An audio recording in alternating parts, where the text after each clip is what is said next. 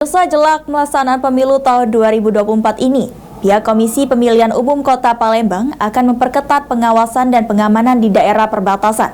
Kendati saat ini Kota Palembang dalam kategori aman rawan pemilu.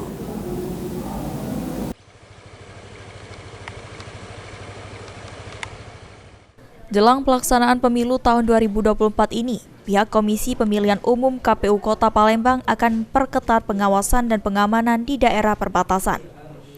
Ketua KPU Palembang Syawaludin mengatakan, jelang pelaksanaan pemilu 2024 ini, kerawanan pemilu di Provinsi Sumatera Selatan pada umumnya masuk dalam kategori sedang secara nasional atau pada prinsipnya aman.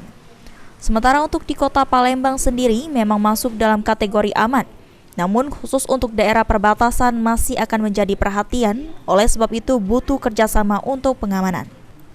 Memang kondisi Sumatera Selatan sedang, tidak terlalu tinggi ya. Pada prinsipnya ini aman kondisi untuk keamanan tingkat nasional. Tapi untuk di Kota Palembang, untuk di perbatasan khususnya, itu sudah kita sepakati bahwasanya KPU Kota Palembang sudah mendirikan TPS itu di perbatasan, tidak mendirikan TPS di wilayah Banyuasin.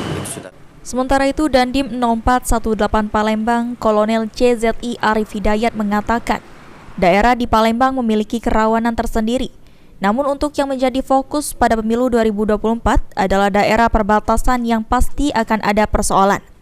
Untuk itu, saat ini Kodim 0418 bersama dengan KPU Palembang untuk mencari solusi.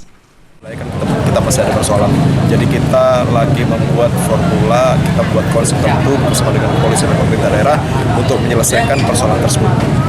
Tadi sudah dibahas dengan Ketua KPU dan ada solusi. Sandi Pratama, PAL TV.